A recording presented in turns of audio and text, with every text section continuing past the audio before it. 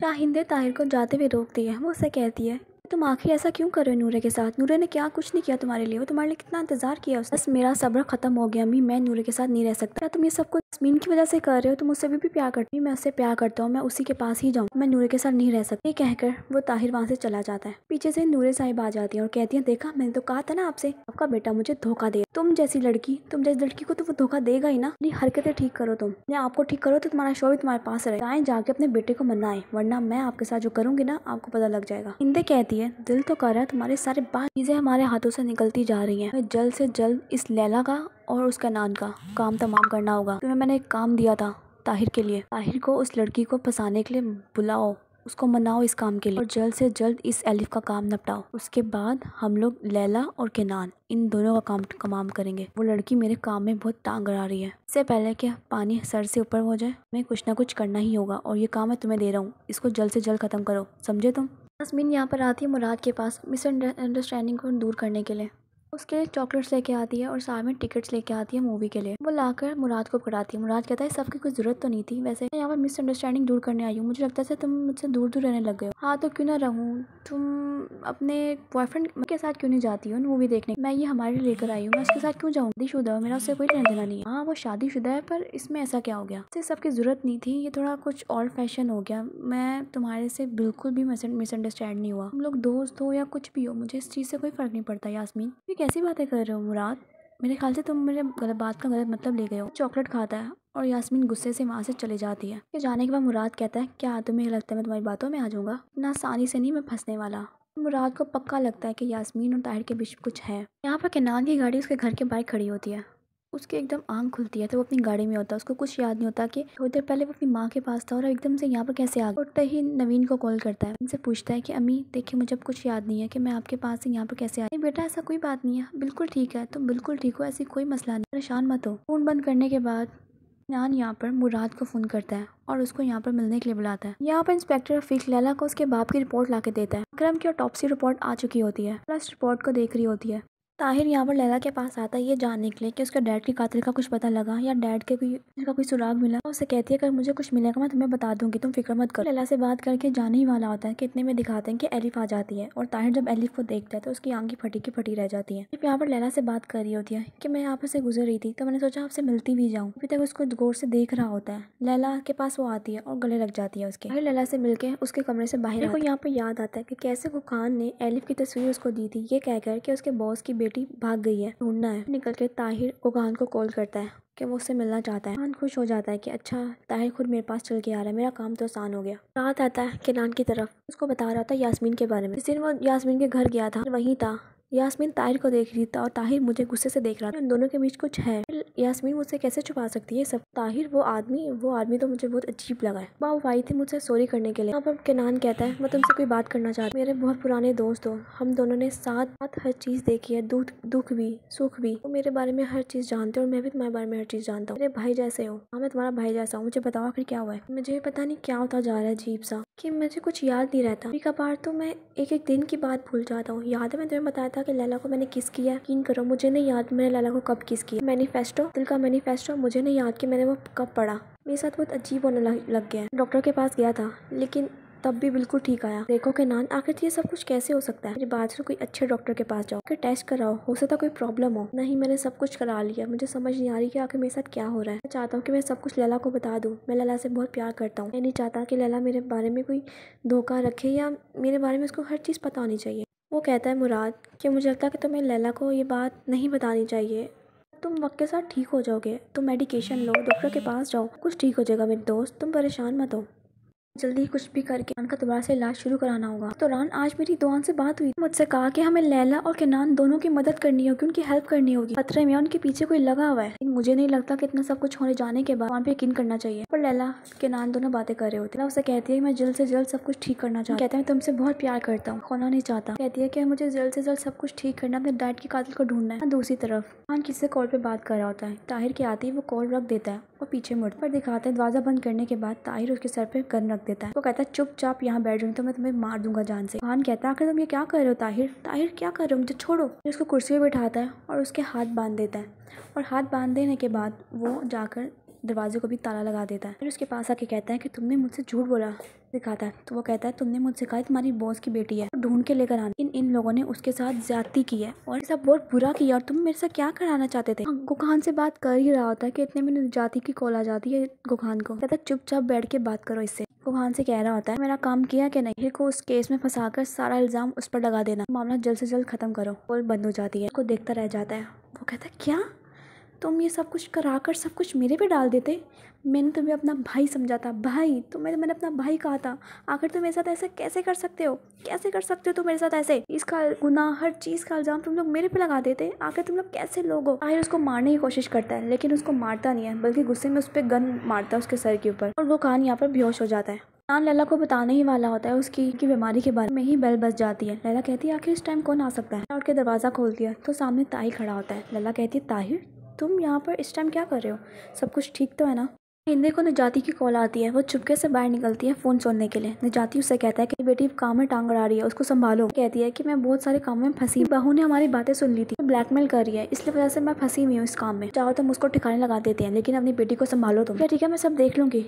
Phone बंद कर देती है। सामने देखती है तो नूरे उसको देख रही होता है। ताहिर बैठा होता है, उससे पूछता आखिर क्या हुआ है तुम्हें? ताहिर उससे कहता है कि मुझे तुमसे कोई बात करनी है। दरअसल वो तुम्हें याद है ना मेरे डैड के ऊपर कर्ज था, तुमने वो कर्ज लेने के लिए अपने दोस्तों से मदद मांगी। गोकान मुझे कहीं लेकर गया था, मैंने उनसे पैसे लिए थे अपने डैड के कर्ज उतारने के लिए। चिल्लाने लगती है तो केनान उसको बाहर ले आता है। वो कहता है कि तुम उसकी बात तो सुनो, आखिर वो क्या करना चाहता है। सांस पे पड़ो मत, मुझे मत बताओ कि मुझे क्या करना। आंधी मैं सिर्फ समझा रहा हूँ कि ऐसा मत करो। शाहिंदे से कहती है ये टाइम देखें आपका बेटा अभी तक घर नहीं आया, जरूर यास्मीन के पास गया होगा। क्यों मेरे बेटे पे इल्जाम लगाती रहती हो? तो अपनी हरकतें क्यों नहीं ठीक कर लेती नूरे? हरकतें बिल्कुल ठीक है, आप अपनी हरकतें ठीक करें। अगर आपके बेटे को मैंने बता दिया कि उसके डैड को मारने के कत्ल में कि माँ भी शामिल है, यानी उसको वो सब जानती है कि उसका बाप ताहिर का बाप कैसे मरा है। उसको कहती है अपनी बकवास बंद करो नूरे, तुम बकवास बंद करो अपनी। शाहिंदे उस पर चिल्लाना शुरू कर देती है। ताहिर के पास आके बैठती है, उससे कहती है बताओ। कहता है कि पैसों की जरूरत थी, कान मुझे एक आदमी के पास लेके गया था इस्मत भाई, पैसे उसी से ही लिए थे। बाद में वो आदमी मर गया था, नया बॉस आया था, उस नए बॉस ने कान को मुझे काम दिया था। एलिफ लड़की मैंने तुम्हारे ऑफिस में देखी, वो लड़की की तस्वीर दी थी उन लोगों ने मुझे। लड़की को ढूंढना है, उस लड़की की बहन भाग गई है, इस वजह से उसको ढूंढना था। लगा शायद कोई अच्छा काम है मैं कर लेता हूँ। लेकिन जब सुबह मैंने उसको देखा लड़की को तो मुझे समझ आ गया कि ये सब कुछ क्या हो रहा है। सुबह गोखान के पास गया, मैंने उससे पूछा कि आखिर सब कुछ क्या हो रहा है। मैं ही किसी निजाती की कॉल आई, ने गोखान से कहा कि ताहिर को हर काम का इल्जाम देकर उसको फंसा दो ताकि पुलिस उसको पकड़ के ले जाए। यानी वो हर चीज़ करा कर मेरे हाथों से मुझ पर इल्जाम लगाने वाले थे हर चीज़ का। वो लोग मुझे धोखा देने वाले थे, मैं तो एक अच्छा काम समझ के करने वाला था, लेकिन लैला वो लोग मुझे धोखा दे रहे थे। मैंने उस गोखान को बहुत मारा और उससे बातें उड़वाने की कोशिश की निजाती के बारे में। पागल तो नहीं हो गए? अगर वो गोखान भाग गया अपने बॉस के पास तो उन सबको पता लग जाएगा इस सब के बारे में। तुम ये कैसे कर सकते हो? लगता है कि निजाती ने ही हमारे डैड को मारा है। वो तो उस कातिल ने मारा था, यानी टॉय मेकर नहीं, निजाती ने ही मारा है मुझे लगता है मेरे डैड को। हाँ ऐसा कैसे हो सकता है?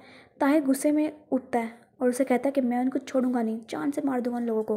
केनान उसको रोकता है कि ऐसा मत करो, हमें सोच समझ के सब काम करना पड़ेगा। उसे कहता है कि मैं गोखान को अपने साथ लेकर आया हूँ, वो गाड़ी में ही है।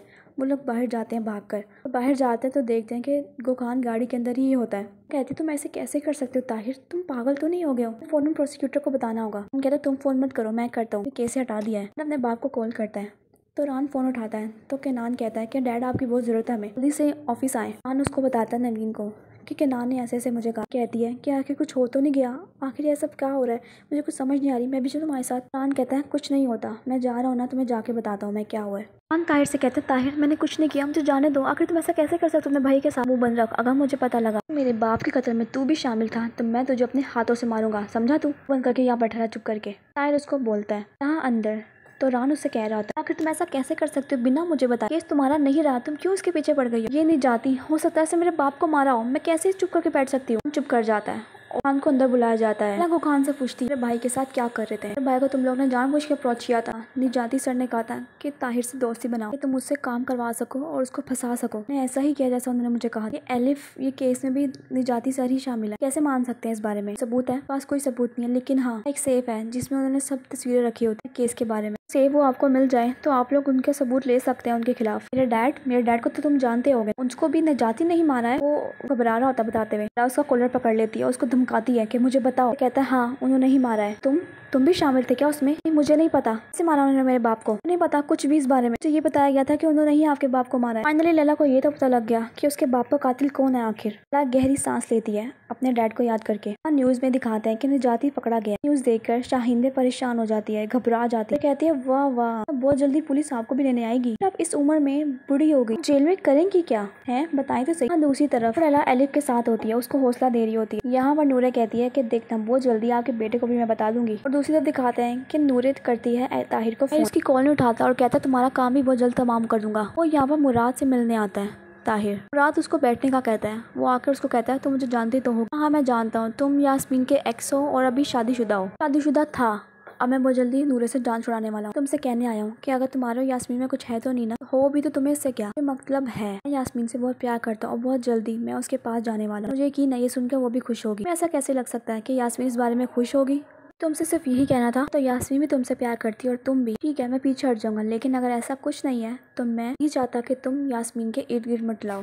बस मैं तुमसे यही कहना आया था। उम्मीद है कि तुम मेरी बात समझ गए होगे। मुराद से ये कहकर वहाँ से चला जाता है।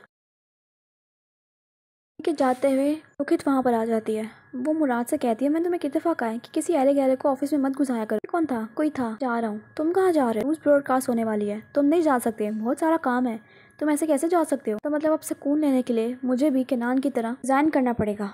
तो तुम भी ये करना चाहते हो? केनान का तुम पे भी असर आ गया। ठीक है शौक से जाओ, लेकिन हाँ दोबारा यहाँ वापस ना आना। सामान जो है साथ लेकर जाओ, उनके बहाने कहीं तुम यहाँ पर आ जाओ, कुछ पता नहीं ना। यहाँ पर दिखाते हैं कि यास्मीन दरवाज़ा खोलती है तो सामने नूरे और शाहिंदे होती है, जो उसको पोलाइटली कहती है यास्मीन बेटा क्या हम अंदर आ सकते हैं? जी आए आंटी। वो सोफे पे बिठाती है, कहती है मैंने सोचा रात को हमने न्यूज़ में देखा था, अरे गर्दिश में अंदर में लहरें तेज। मैंने सोचा जाके यास्मीन साहिबा से इस बारे में बात करके आते हैं। आंटी से क्या अपनी बकवास बंद करें, मैं सिर्फ आपसे बात कर रही हूँ। बेटा मुझे तुमसे बात करनी थी। क्या जानते हो ताहिर नूरे को तलाक दे रहा है? क्या वो तुम्हारी वजह से ये सब कुछ कर रहे हैं? आंटी इसमें मेरा कोई हाथ नहीं है। ताहिर जो कर रहा है वो उसका अपना फेल है, इसमें मैं कैसे जिम्मेदार हो सकती हूँ? शो को वलगा रही हो तुम, भी वलगा रही हो। वैसे वो मुझे छोड़ रहा है, तुमने उसका दिमाग खराब किया है। तुम यास्मीन के ऊपर चढ़ दौड़ती है, यास्मीन के ऊपर हमला कर देती है।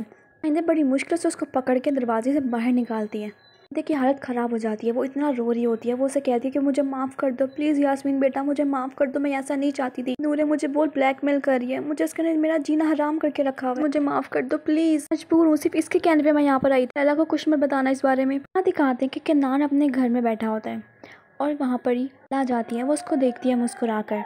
लैला को केनान अंदर बुलाता है, उसे कहती है कि सब कुछ खत्म हो गया केनान, सब ठीक हो गया, डैड के कातिल भी पकड़े गए हैं। पता नहीं क्यों बहुत अजीब सी बात है, मेरे डैड मरे हैं लेकिन दिल में फिर भी एक सुकून सा है कि कम से कम मेरे डैड के कातिल तो पकड़े गए हैं, उनको इंसाफ तो दिला दिया। बैठती है और कहती है कि इतनी खुशी हो रही है मुझे, मेरा दिल कर रहा है हर चीज़ छोड़ के कहीं दूर चली जाऊँ, किसी दूर शहर, किसी दूर जगह चली जाऊँ। हाँ ऐसा हो सकता है, ऐसा हो सकता है लैला, हम कहीं चले जाते हैं, शहर, किसी मुल्क, किसी जगह पर।